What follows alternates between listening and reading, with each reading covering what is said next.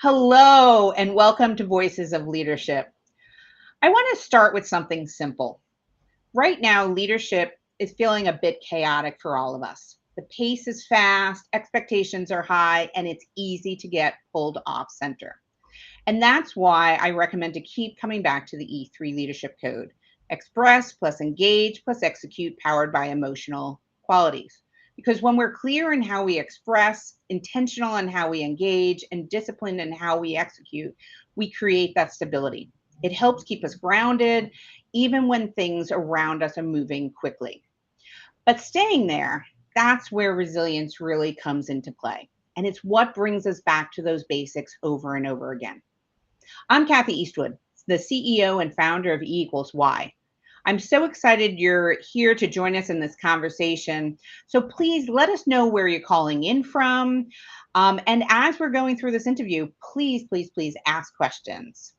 So today I am excited to tell you I'm joined by Rekha Gibbons, who's really become a dear friend over this last year. We met as speakers at Disrupt HR Princeton.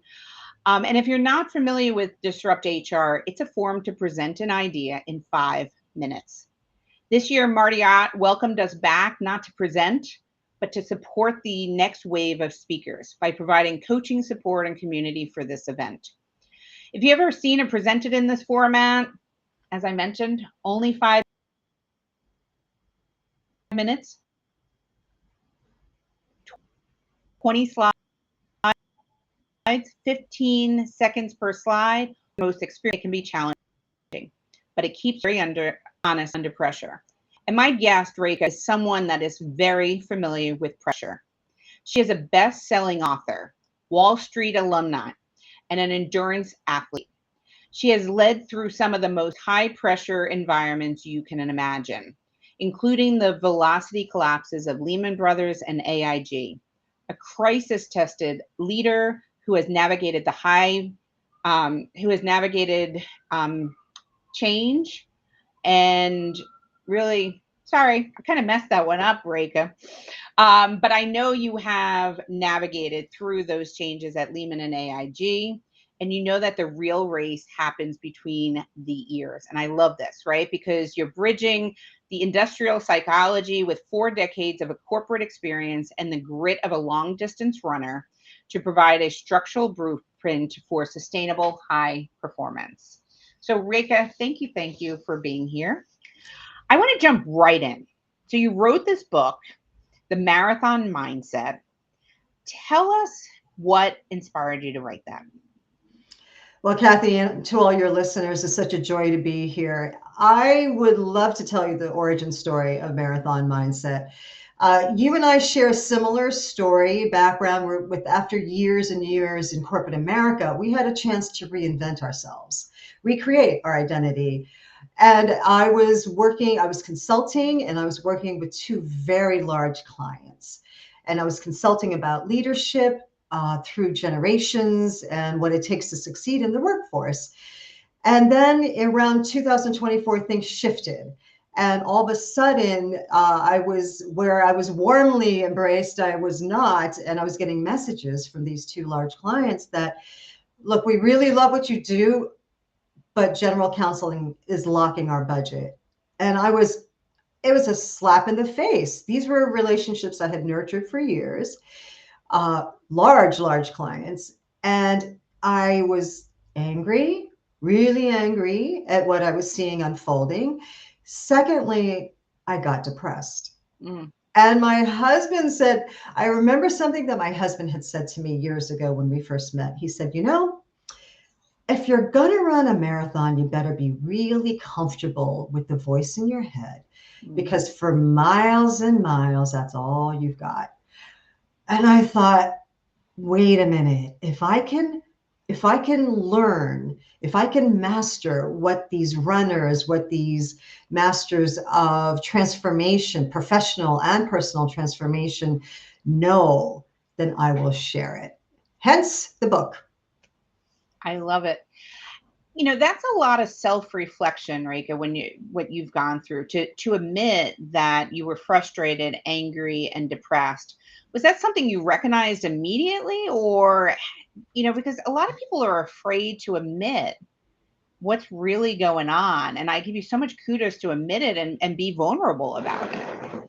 Well, being a woman in the workforce, climbing up through the corporate ladder, reaching the top, as I know you have, as operate, a COO position. I'm not accustomed to getting rejected.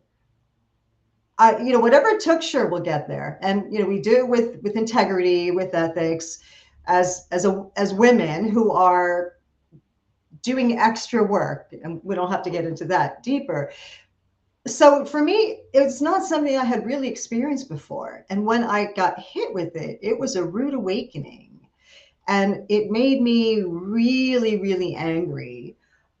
But then when I tapped into the bigger purpose, I realized, Rekha, you have a story to tell and share.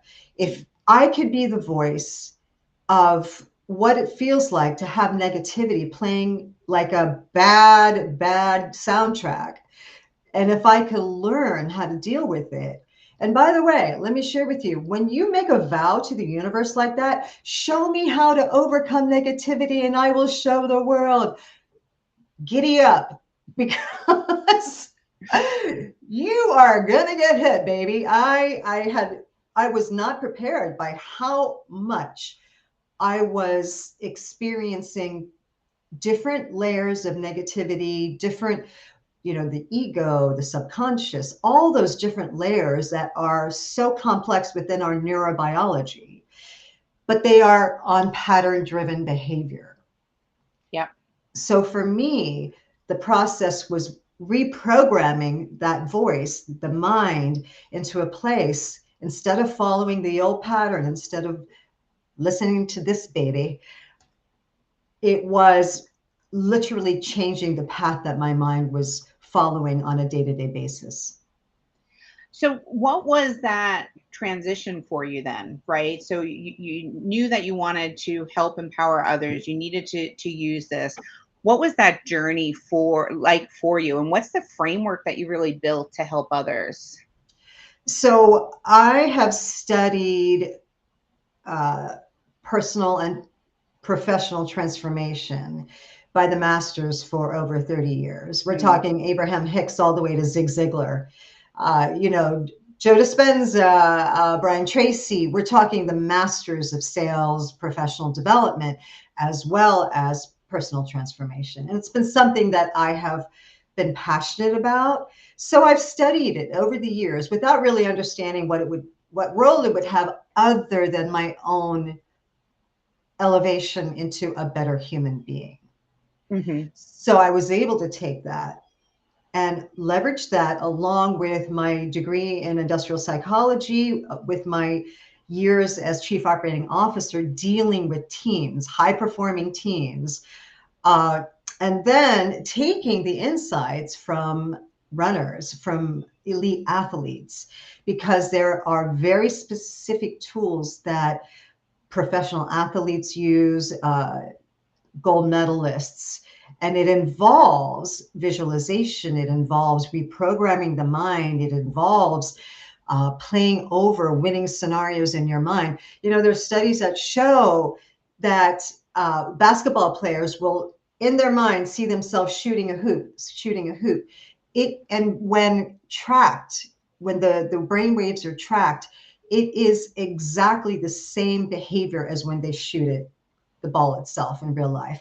So the point for the listeners out there is, when you're mentally rehearsing, whether it's speaking in front of an audience or getting up in front of a board meeting or presenting to your team, when you practice that in your mind accepts that as a reality.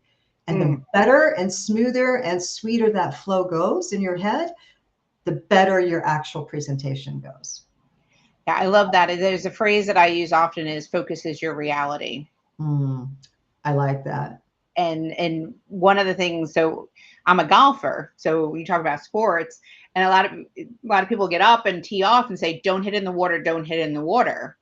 But based on what you're saying, you're basically programming yourself to hit it in the water. Yeah. Neurolinguistics is telling you to hit it in the water. Exactly. And it's like, no, you got to focus. I'm going to hit it on the fairway and make sure that you're focusing on that success. And that's really so when you think about running and that marathon mindset, what is that talk track, that focus? What are you focusing on to drive that success? Because I don't know how you do it. And I give you a lot of kudos, and that's hard work. It is hard work, and I'll be totally upfront. I'm not a runner. I've never been a distance runner. I was a tennis player, and quite frankly, I was a sprinter during track, you know? So for me, endurance has never been my forte. But when I met my husband, he was a runner. And he goes, look, we can go to the coolest places on earth, but you're going to have to run with me. So I said, being an athlete, I was like, all right, how hard can it be, right? Luckily, I was at the hands of a master. He's run over 350 marathons. He's also a doctor, a performance athlete. So he just taught me the ropes. It's like easy. We're not going to do the whole thing.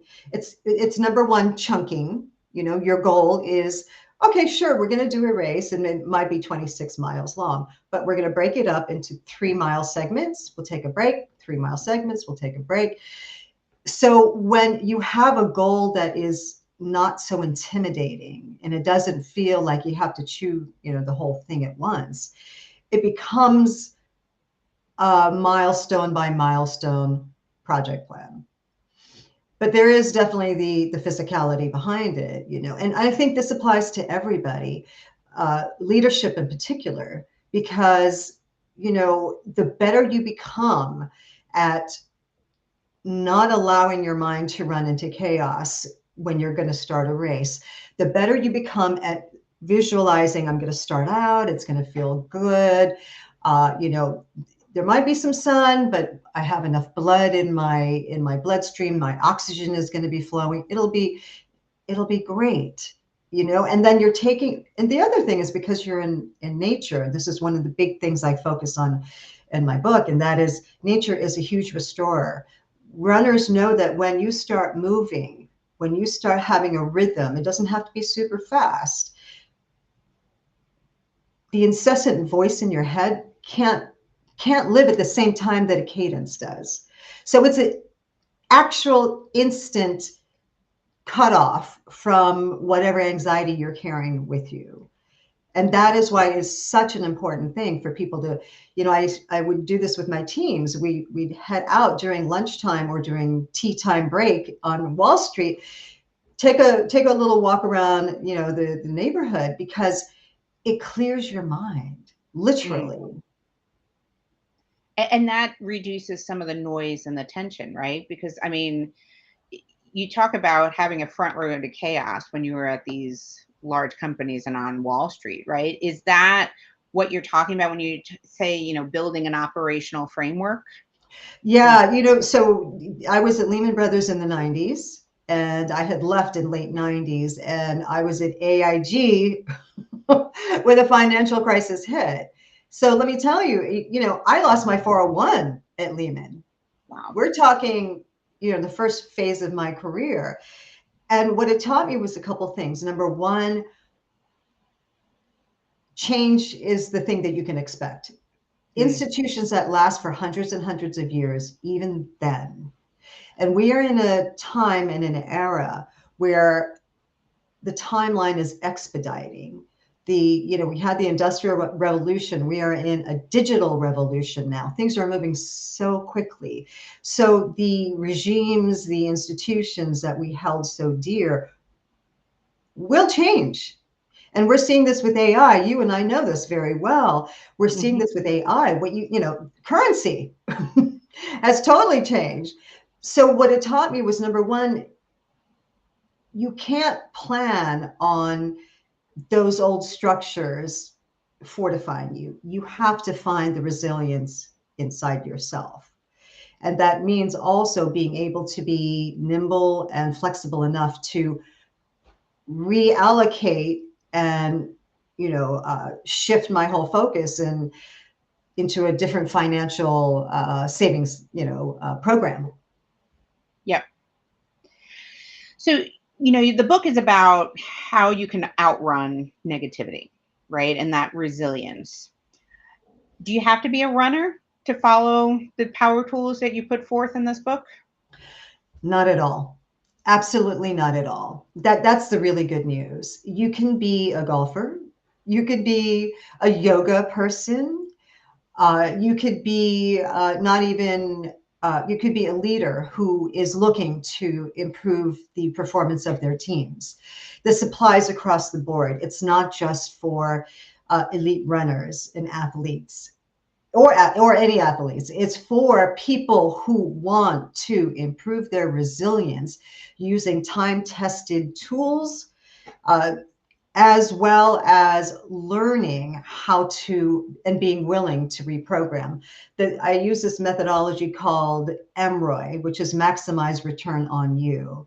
And it's based on the concept of when people ask me what was the most uh, seminal point of my career that made me who I am. Was it learning HTML or back in the 90s, or was it taking data classes at NYU with the Prof Galloway? What was it? And the answer is really simple. It was the decision to invest in myself. So you use the acronym. It was MROI. Is that Yeah, right? MROI, maximize return on you. It's a proprietary blueprint in my book. And what I do is I give you 10 examples of people who have MROI'd spectacularly and with legendary payoff. And it means, number one, you're taking responsibility for your life. It's not God, it's not your teacher, it's not your priest, you are responsible. And two, that you are worthy of a fantastic life, but you have to take ownership of it. Then there is the commitment. I'll do it. I'm going to sit down and I'm going to do it, because that means you are choosing to invest in yourself. And now this really applies well to leaders, because the leaders who are willing to change their routines to become more resilient. We have mental health days that take such a toll in the workforce, right? It's like, Yeah. how do you overcome that kind of mind crushing, that soul crushing? Oh, I need a mental health day. Well, the leaders who are willing to invest in themselves as well as invest in their employees are the ones who are willing to do the work, and they are going to maximize their return on themselves as well as their employees. Yeah, and that investment you're talking about, it's both physical and mental, right? On what you're doing to help yourself be prepared and be resilient for everything that you're dealing with. That's exactly right, Kathy, because there is the mental aspect of what does it take, right? And learning, being willing to learn new ways. One of the fastest, the big blockers to our great joy or our state of mental peace of mind is that we are constantly bombarded with information. Mm. And information is one thing, but you and I know, because we've seen the evolution of technology, of digital technology. And right now, the driving force is the algorithm of outrage. The social and media companies know the best way to keep your eyeballs, your engagement, that major KPI is to keep you angry. So if you're angry, you're going to hold on, you're going to stay there. Can you believe? And the problem is that because this has moved so quickly, the lay person, a person like me, isn't really aware of how quickly we're being changed and driven to meet goals of big corporate KPIs. It's taking that ownership back, and that's another principle in my book, is don't just be a consumer. Don't just consume what you're seeing or reading or experiencing. Take ownership over it, because then you control what comes into your mind, what comes into your home, into your family. Yeah. So how do you talked about when you started out on all of this, the negativity, the anger, the frustration. When, for our audience, if they're feeling that, if you had one thing you could suggest to them besides reading the book, I know that's number one. They should absolutely read the book. But what's one tip you would have for someone that has just been laid off or, is at the point of breaking with their current leader or, even grief they've lost someone in their family? Yeah, so those were all probably the top three use cases of what causes that type of anxiety. I would say number one, put your phone down, go outside, find a park, walk Mm, outside, listen to the birds, let the sun hit you. Nature is truly the great restorer. We were not meant to be sitting inside in a dark room reading a dark little phone. Humanity has not evolved. Our wiring, the way our biology is built, has not evolved at this pace that technology has. We never will. So the point is to accept that our wiring and our body and our biology is different. It's taking, again, that ownership back and saying, okay, in order for me to feel good, as opposed to angrier and more depressed and more uh, nervous about the comparison or FOMO, it is stopping that process right there, taking ownership and saying, okay, I get it. Go outside, please. Take your dog for a walk, take your kid for a walk. Just go outside, walk for half an hour, right? Just to move your body, because leaving that state that we are constantly, it's distraction, it's static, it's holding you in a web. And that's the goal. yep. I love it. It's so simple, Rick. And I get caught up in it. And my husband will say, we live in an apartment building, right? I'm on the eighth floor. I can look outside, but it's hard to get out. My Reiki healer actually suggested I buy a mat so that I could be grounded because I am actually losing any connection with the outside, especially when I sit at my desk for 3 days in a row. And that nature piece, it is absolutely the great restorer, as Justine just added in the chat, right? It's so simple, but sometimes it feels profound, right? And it does make all the difference in the world. It does. Again, it's making a conscious choice. Mm, Right? The program we're running on right now is no, wake up in the morning and oh, look at my feed and oh, it's accepted. And it's, Kathy, we know this. It's been a short 25, 30 years. The, the iPhone didn't exist until 2007. We're talking, this is just such a short period of human history. If we accept that and say, okay, before that, what do we do? Well, I would go outside, chat with my neighbor on the porch, yep. or take a walk down the street and stroll and go, window shopping. This is what is really taking the ownership back for us as a human resource, as opposed to the technology driven, right? So Yep. for us to come from the bottom up and say, okay, if I'm taking ownership, if I'm going to be the owner of my own experience, the reality that I want to experience, that means that I have choices to make. That means I have changes I can make. And it also means I change my patterns.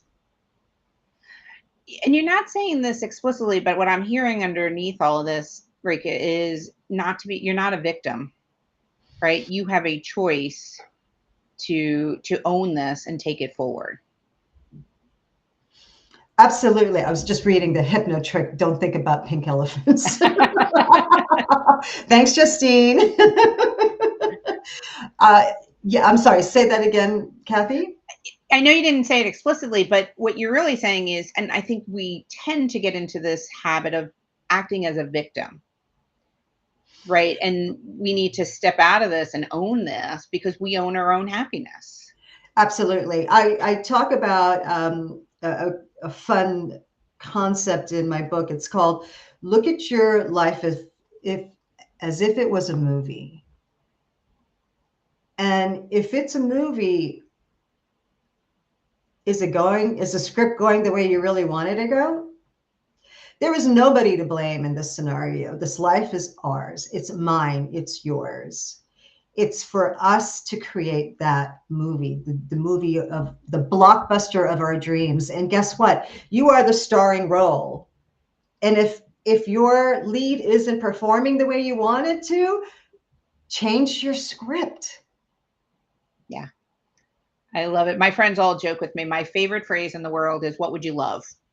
And that's where you need to start, because start from that place of, this is what I would love, and everything starts to fall into place from there. And that's some of how I came up with the E3 leadership code. Express what you want, then you can engage people to help you on that process, and then you got to persevere and you got to execute, because if you don't have all of that balance, it's just not going to happen. It's going to be an idea that sits out there. I like that so much because you're hitting on the three top principles. The big one is what we're being sold in terms of we're victims of all of this stuff going on around us. And you're turning that script and saying, no, no, no.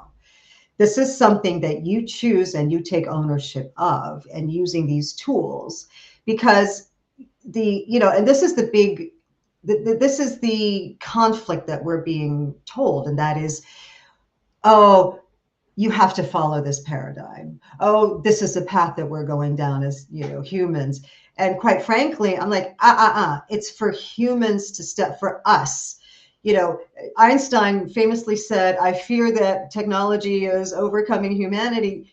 This is 100 years ago, right? So let's not fall prey to that. Let's stand up to it and say, no, you're here to work with me. You're Yeah. here to be my ally. But the humans, we are the ones who actually have to stand up and speak. Thank you, Marty. And speak up and say that if we're not happy, then we change that story. I love it. And Robert, his statement here is great. What is innovation but rewriting the script or the story? So Beautiful. spot on. So we're almost at time, Rick, and you and I could probably talk all day. But I do want to just tie this into Disrupt HR, because we're going live next Thursday. We have 8 great speakers that are going to come in and really disrupt how people think and rewrite the script and the story and get us thinking differently. Um, as a coach for these speakers this year, what's one of the most disruptive things you've learned while coaching the team? So this is interesting. We have such an incredible cohort of speakers. Marty, Justine, Melissa, you guys are very familiar with that. I am so impressed with the speakers, but I'm also intrigued by their topics, which are, as you and I, Kathy, know, I'm not going to give it away, no spoiler here. But the thing that kind of struck me so much was the use of AI, or the incorporation of AI, because as of last year, maybe it was somewhat on the fringes. Now I'm seeing it really, really having an impact in a powerful way. But it's a paradox, right? Because where AI has the perfect visual or the perfect image, and can give us a script that is killer, I think the thing that really matters to our speakers is the human element. And to me, that's authenticity. It's great that we can cull from so much data and come up with the most killer line, the title slide. But the truth is, without the human element telling their authentic story in these talks, it has no meaning. Yeah. Yeah, and it's interesting, because as I've been working and coaching the team as well, I keep asking them, what's the takeaway? What's the story? How are you going to connect? And as you say, AI can help automate a lot of that, but you really need to connect. And it is, with the technology, humanity is becoming more and more important. Yes. And I think that's the importance for all of us to remember, that, yeah, it's scary, but we own this, and we can use these tools to actually give up and probably have more time in nature, right? And Yeah. what John, I mean, as I'm thinking about this, Rick, is, you know, great, let's leverage AI where we can, so we can go take the walks in nature more. and connect and clear our head so that we can be more creative and use that tool to go forward. And really quick, if I have time, I want to draw an analogy to the nuclear arms race in the 70s and 80s, where nuclear technology was the threat to humanity. And you know what the humans did? The countries got together and said, no, we're not going to eradicate each other. We are here to live on this planet as humans. So they created a treaty that halted nuclear proliferation.